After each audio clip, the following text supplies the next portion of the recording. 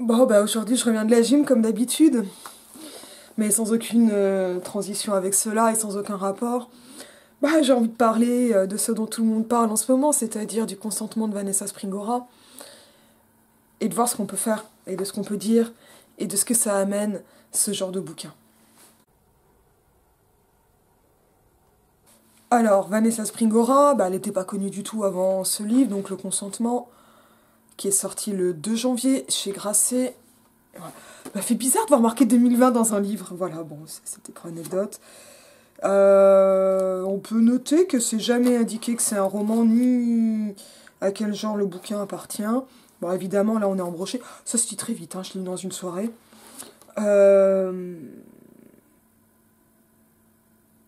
Ouais, le nom de Matzneff n'est donné nulle part. Par contre, ça c'est intéressant, il est donné uniquement par initiale. Alors, le consentement, j'allais dire raconte, mais ça raconte pas tellement. Je vais dire ça synthétise ce qu'a vécu Springora elle-même, c'est-à-dire sa relation avec un alors écrivain quinquagénaire, uniquement désigné par les initiales GM, et qui est, et ça ce n'est absolument pas un scoop que je vous apporte, Gabriel Matzneff. Ah, je n'ai jamais lu de bouquin de Matzneff, je l'avais vu passer son nom, dans des événements universitaires notamment. Je découvre sa prose, même sa poésie d'ailleurs, par Twitter. Évidemment, il n'en ressort pas spécialement grandi. En tout cas, ce qui me paraît intéressant, c'est... Enfin, intéressant, notable, ce qui est significatif, c'est que Matzneff est donc un écrivain qui raconte dans ses romans, de manière, on va dire, semi-fictive, son attrait pour de très jeunes personnes, donc adolescents, adolescentes, voire jeunes garçons, jeunes filles, et je dirais même petits garçons. Et on sait qu'il est, et il raconte, hein, qu'il est lui-même adepte de, pédoprostitution, notamment, me semble-t-il, aux Philippines. Je dois avouer que je ne suis pas une experte des endroits. Voilà, déjà, je ne voyage pas beaucoup pour moi-même. Alors, pour ce genre de choses, on dirait c'est certainement pour lui-même qu'il a voyagé. Et de plusieurs essais, notamment, hein, qui s'intitulent Les moins de 16 ans. Voilà, je peux pas en parler de ça parce que je l'ai pas lu, puis alors j'ai aucune envie d'aller lire ça. Je me suis déjà tapé une bonne partie de Sociologie du dragueur de Soral, c'était déjà pénible. Je retiendrai le mot de Geneviève Fraisse, que j'avais entendu en conférence d'université populaire, quand elle expliquait, je pense que c'est une chose qu'elle explique régulièrement, euh, qu'il fallait inventer et non pas inventer de nouvelles alternatives et sortir de la fascination pour le mal, le puissant et la domination. Et je pense que c'est d'un côté très important de comprendre comment ça fonctionne, et d'un autre qu'il faut aussi inventer d'autres voies. Mais il y a un moment où on ne peut pas directement inventer tant qu'on n'a pas soldé les comptes avec le passé. Et c'est ce qui m'a vraiment intéressé dans le consentement. Donc Springora ne le nomme jamais. Alors c'est vraiment séquencé par étapes, ça donne des impressions de tableau, d'une périodisation.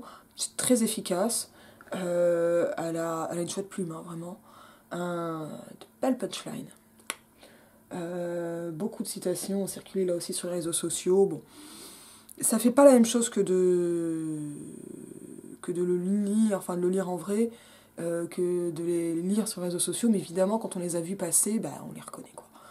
Voilà. Et ça c'est un truc d'ailleurs sur lequel il faudrait un peu discuter, mais bah, c'est du spoil.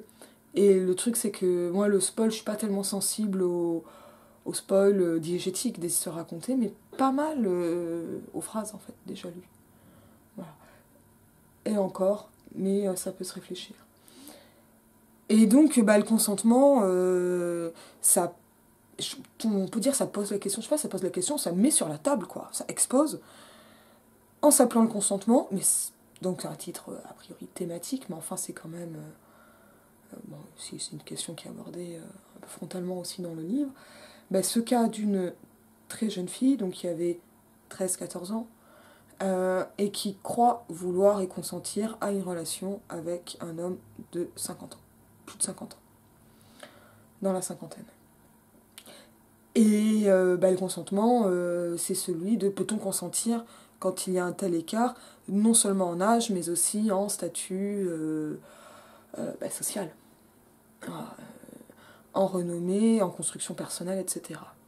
Mon avis, il est très simple, on peut absolument pas consentir à ça, et j'ai bien l'impression que Springora partage cet avis, et ce n'est pas juste une question d'âge.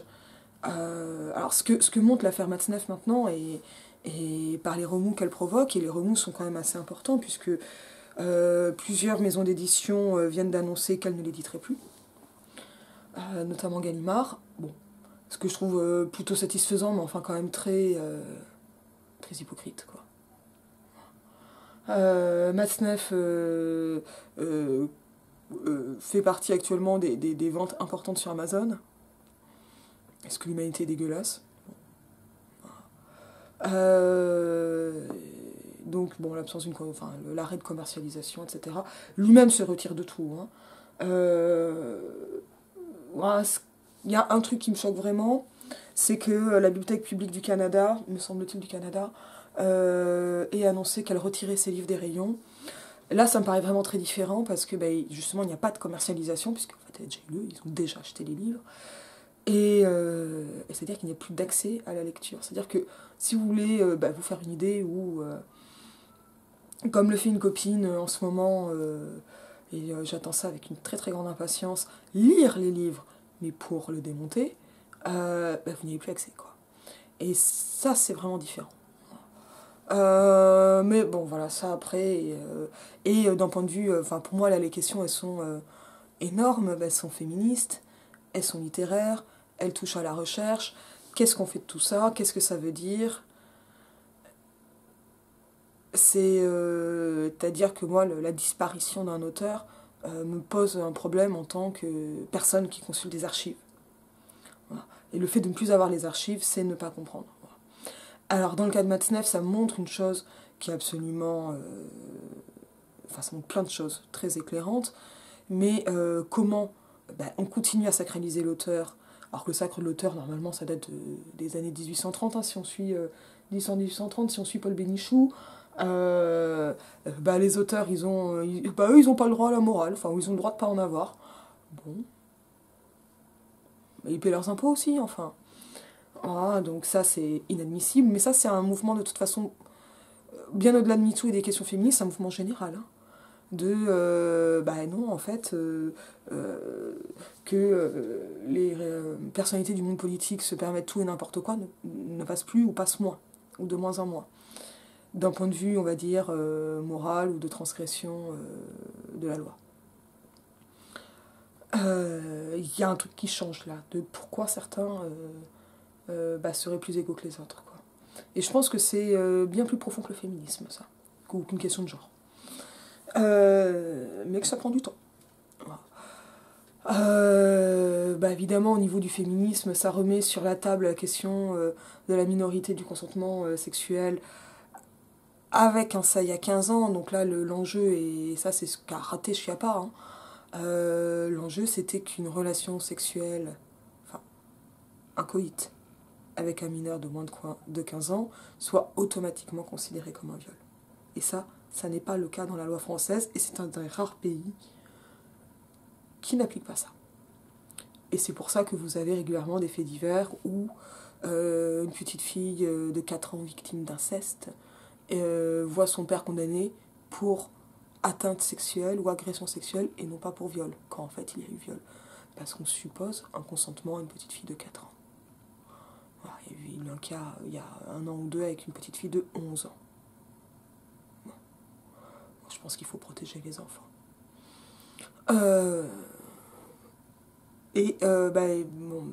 Springora, elle tombait en dessous de ses 15 ans, au moment Matzneff. Alors après, voilà.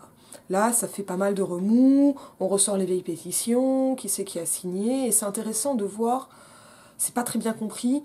Bon, bah, c'est clairement pas juste la gauche 68arde qui s'est dit tiens, trop cool, il est interdit d'interdire, violons des gosses, quoi. C'est évidemment pas si simple.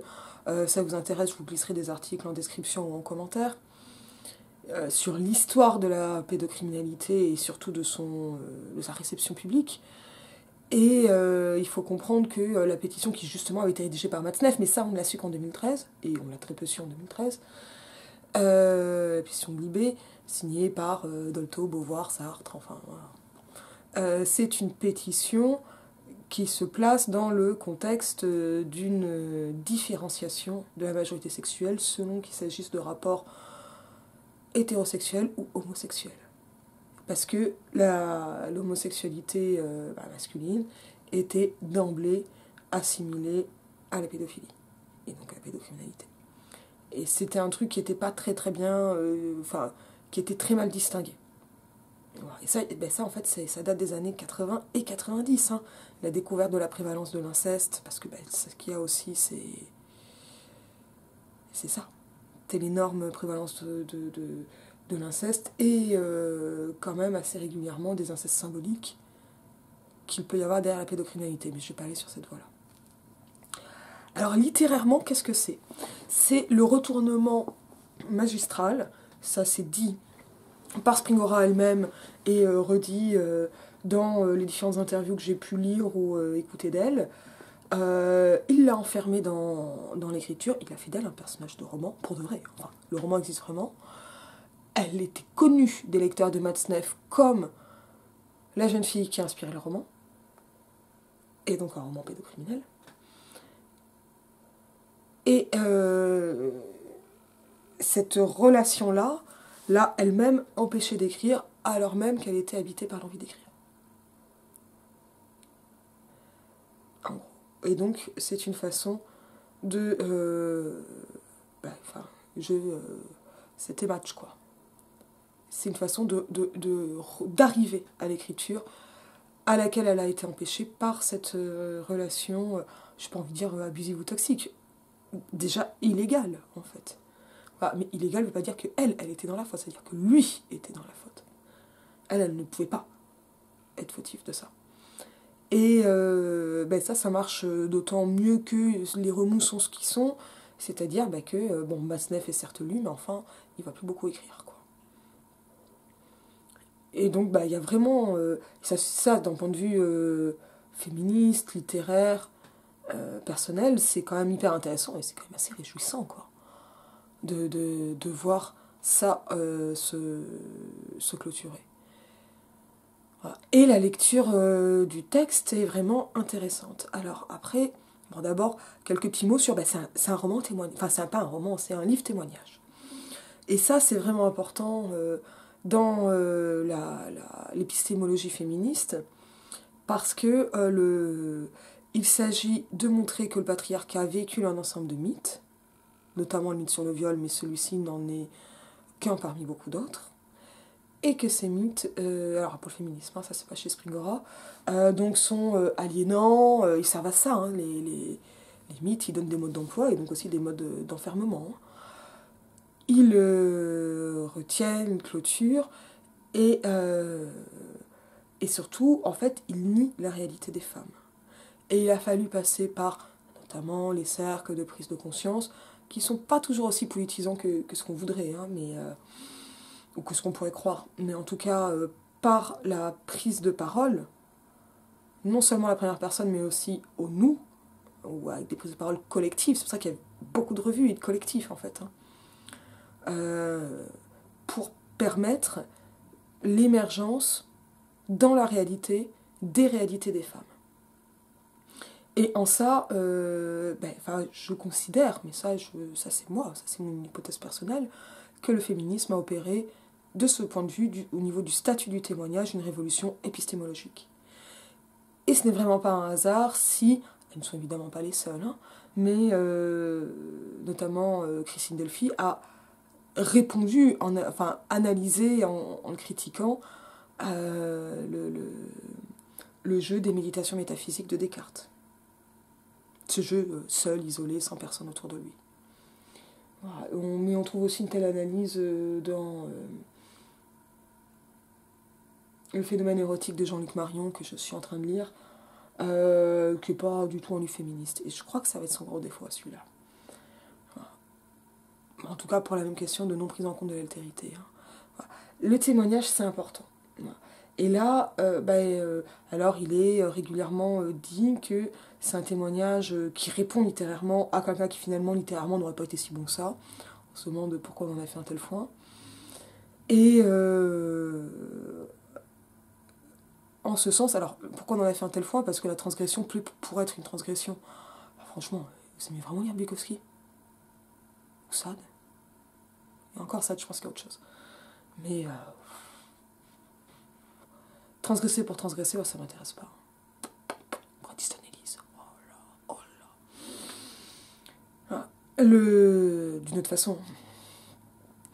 Et ça, donc ça c'est vraiment important parce que, bon, bah voilà, il est régulièrement dit, c'est la première fois qu'une victime de Matzneff écrit.